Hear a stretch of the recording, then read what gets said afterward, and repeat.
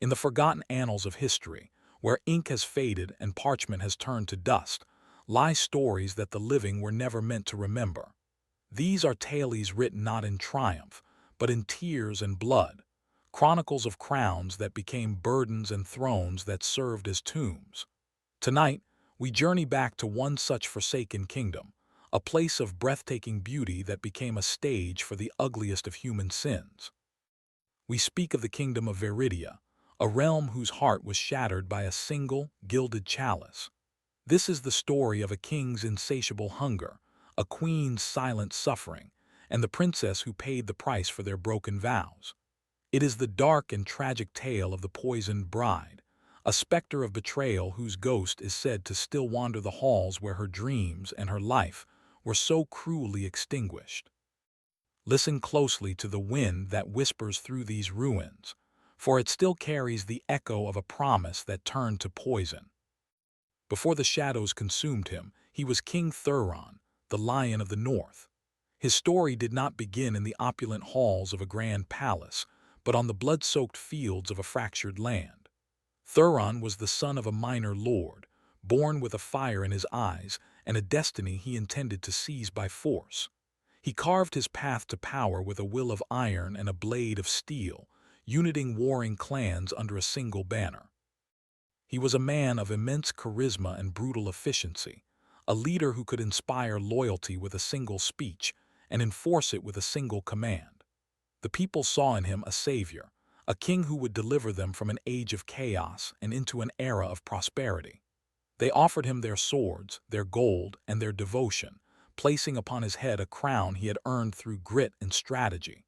But the foundations of his new kingdom were laid upon ambition, a hunger that is never truly satisfied. The man who had fought to build a nation would soon discover that the skills required to conquer a throne are far different from those required to honor it, and the seeds of his own destruction were already taking root within his soul. To soften the edges of his iron rule and legitimize his new dynasty, Thuron sought a bride from an old and noble line. He found her in Lady Alara, a woman whose beauty was rivaled only by her wisdom and grace. Her arrival in Veridia was like the first day of spring after a long, brutal winter. Where Thuron was a storm, Alara was a calm sea. She possessed a quiet strength that tempered the king's fiery ambition, and her compassion became the heart of his court. The queen was more than just a royal consort. She was a diplomat, a patron of the arts, and a beacon of hope for the common folk. She founded orphanages, championed fair laws, and walked among her people not as a ruler but as a protector. For a time, her presence seemed to soothe the restless beast within King Thuron. He adored her, seeing in her the nobility and grace his own bloodline lacked. Their union was hailed as the dawn of a golden age, a perfect balance of strength and mercy. But in the shadowed corridors of power, balance is a fragile thing, and even the purest light can be devoured by an encroaching darkness. Queen Alara brought love and stability to the throne, never suspecting that she was merely decorating a cage that would one day become her tomb. A year into their celebrated union, the kingdom rejoiced as Queen Alara gave birth to a daughter, Princess Orlia. She was a child of sunlight and laughter, her eyes holding the same gentle spirit as her mother. Orlia's birth was seen as a divine blessing, a promise that the line of Thuron would endure and that the peace he had forged would last for generations. For the first time, the king's ambition seemed to be eclipsed by a different kind of purpose: fatherhood. He would spend hours in the royal nursery, his warrior's hands, so accustomed to gripping a sword, learning the gentle art of holding his infant daughter. Princess Orlia became the jewel of Veridia, a living symbol of the love that had united the kingdom. Her laughter echoed through the stone halls, a sound so pure it seemed capable of warding off any darkness. The queen raised her with stories of courage and kindness, while the king taught her the names of the stars he hoped she would one day rule. In this perfect, fragile moment, the royal family was a portrait of hope. But history is a cruel artist, often painting its most beautiful scenes just before splashing the canvas with blood. The innocent princess, born to be a symbol of hope, was instead destined to become a witness to its utter annihilation. but a golden age is often just a prelude to a storm. As King Thuron's power grew, so too did the darkness that had always lingered at the edges of his ambition. The court, once a place of celebration, began to curdle with suspicion and envy. Rival lords who had bent the knee to Thuron now whispered in shadowed alcoves, their loyalty as thin as a spider's thread. They saw Queen Alara's influence not as a blessing, but as a weakness in their king. They poisoned his ears with tales of conspiracy, stoking the embers of his paranoia. The king began to see threats where there were none, and betrayal in the eyes of his most loyal subjects. The laughter of Princess Orlaia no longer brought a smile to his face. Instead, he saw her as a piece on a political chessboard, a princess whose future marriage could forge an alliance or secure a border. The warmth in the palace began to recede, replaced by a chilling silence. Queen Alara felt the change most acutely. The king, her husband, grew distant, his nights spent poring over maps and his days spent in the company of men who spoke only of power, conquest, and glory. The shadows in the palace were no longer just an absence of light. They were alive, breathing with the secrets and plots that would soon unravel them all. The kingdom of Veridia was no longer enough. For King Thuron, it was merely a stepping stone. His gaze turned to the vast empires across the sea, to lands rich with gold and ancient power. The man who had once been a liberator was now consumed by the cravings of a conqueror. He saw his legacy not in the peace he had built, but in the dominion he had yet to claim. This insatiable ambition became a sickness, a fever that burned away his love, his honor, and his reason. He raised taxes to crippling levels to fund a war machine the kingdom could not afford. He executed lords on the faintest suspicion of treason, his justice becoming swift, brutal, and absolute.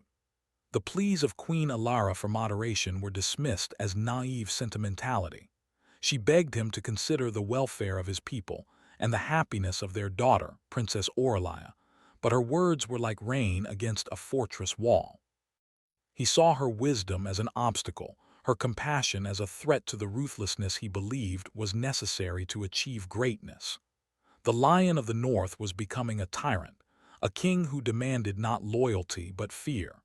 And in his quest for a legacy written in fire and blood, he was willing to sacrifice anything and anyone that stood in his way.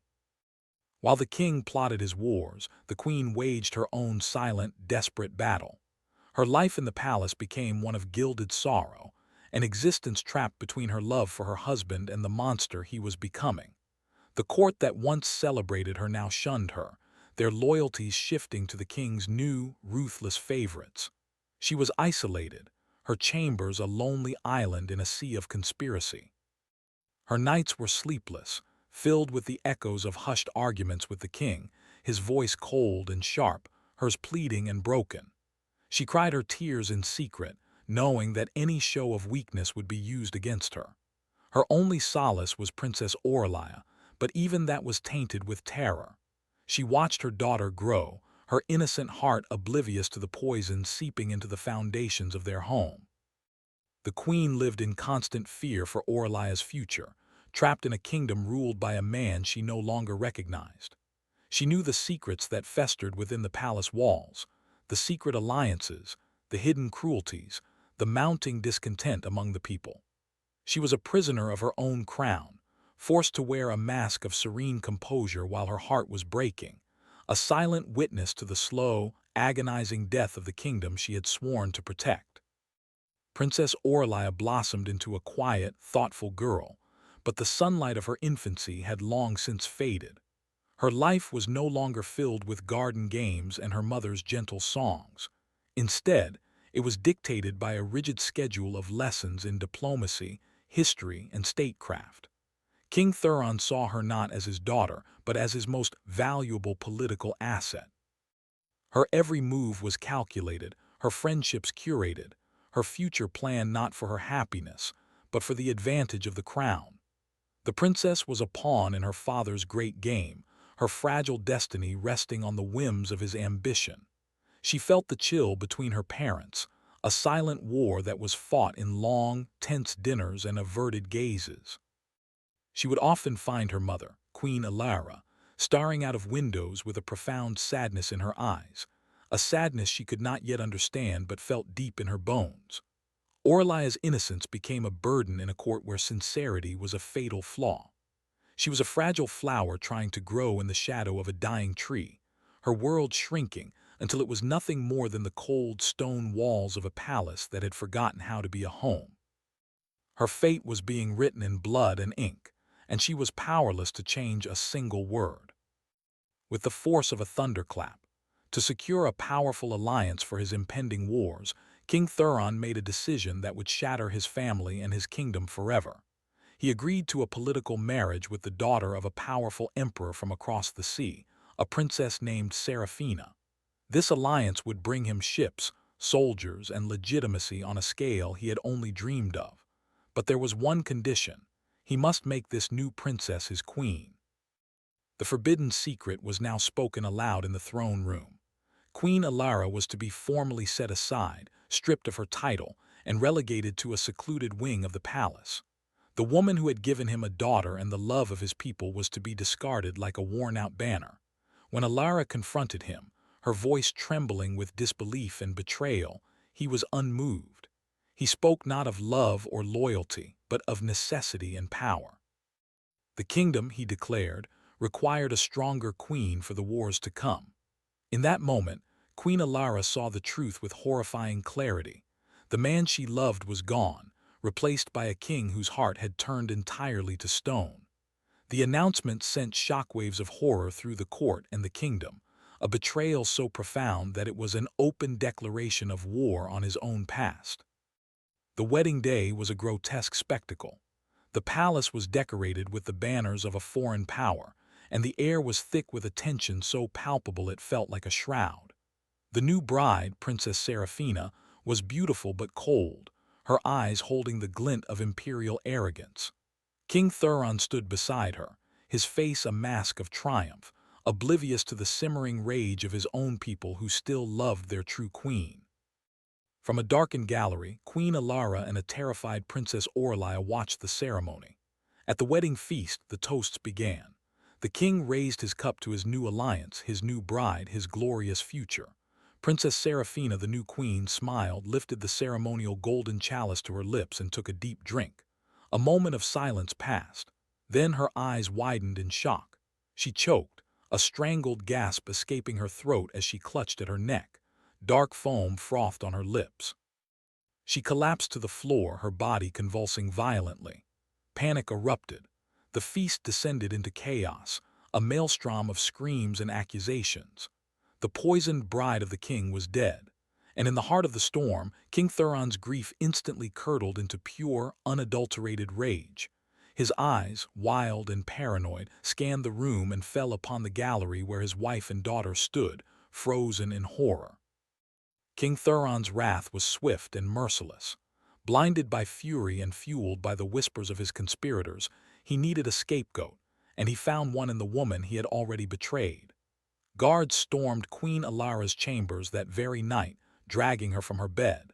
Her cries of innocence were ignored, her pleas for reason lost in the storm of the king's madness. She was accused of treason and murder, of poisoning the new bride out of jealousy. There was no trial, no evidence, only the king's unshakable, paranoid conviction. Princess Orlia watched, helpless, as they tore her mother away, her screams echoing down the cold, empty corridors. Elara was thrown into the blackest dungeon beneath the palace, a place reserved for the worst traitors. For days, she was subjected to unspeakable torments, yet she never confessed to a crime she did not commit. Her end came not with the clean stroke of an executioner's axe, but with a cup of the same poison that had killed Seraphina, a cruel and symbolic death sentence ordered by the king himself. Her last breath was a whispered prayer for her daughter, a final, heartbreaking testament to a love that even a tyrant could not extinguish. The queen who had been the kingdom's heart died alone in the dark, her death an unforgivable stain on Thuron's reign. The murder of the beloved Queen Elara was the spark that ignited a kingdom-wide inferno. The people, who had long suffered under Thuron's tyranny, now rose in open rebellion. The lords, who had secretly plotted against him, now had a martyr to rally behind. Civil war erupted, tearing Veridia apart. The grand armies Thuron had built for foreign conquest were now forced to turn on their own people. The fields that were meant to grow wheat were now soaked with the blood of his subjects. His foreign alliance, shattered by the death of their princess, declared war on him, their ships appearing on the horizon like avenging angels. King Thuron, the great conqueror, was now trapped in his own capital, besieged from without and betrayed from within. He fought with the ferocity of a caged lion, his paranoia twisting into madness as his world crumbled around him. One by one, his loyal guards deserted him. The end came when the rebel armies breached the palace walls. They found him not in the throne room but in the nursery, clutching a small wooden toy that had belonged to Princess Orlia. He was cut down where he stood, his blood pooling on the floor of the one room that held any memory of the man he once was. His reign, which began in glory, ended in a bloody, ignominious heap. In the chaos of the kingdom's fall, Princess Orlia, the last remnant of the cursed royal line, simply vanished. The new lords who seized the throne had no use for her. To some she was a threat, a potential rallying point for royalists. To others she was a painful reminder of the tragedy that had brought them to power. So they erased her. There was no public execution, no formal imprisonment. She was simply spirited away in the dead of night, her name stricken from the royal records. Some legends say she was locked away in the highest room of a remote, forgotten tower, left to live out her days as a ghost in her own life, watching the world go on without her. Others whisper that she escaped into the wilderness, dying alone and unknown, a princess of sorrow lost to the cruelty of the world. Her fate remains a mystery, a final, silent scream in a story full of noise and fury. The dawnflower of Veridia, the symbol of hope, was swallowed by the darkness, her fragile destiny shattered into a million pieces.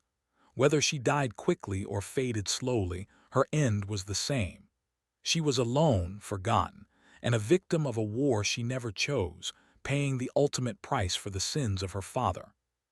Today, nothing remains of Veridia but bones and whispers. The great kingdom built by King Thuron is a ruin, its name a footnote in the cautionary tales told to frighten ambitious princes. The new dynasty that replaced him was just as cruel, and the cycle of bloodshed continued, proving that the throne itself was the true poison. The palace stands empty, a hollow monument to ambition, betrayal, and sorrow. No flowers grow in the courtyard where Queen Alara once walked. No laughter echoes in the nursery where Princess Orlia once played. Only the wind remembers, carrying the mournful tale of a king who devoured his own heart, a queen who died for a love she could not save, and a princess who was lost in the wreckage. The story serves as a chilling reminder that power built on cruelty will inevitably collapse under its own weight, leaving nothing behind but rubble and regret. The silence that hangs over these stones is the true legacy of King Thuron, a profound and eternal emptiness, the sound of a kingdom that has lost its soul. The tragedy of the poisoned bride is more than a story of a single cup of wine. The true poison was not in the chalice, but in the crown.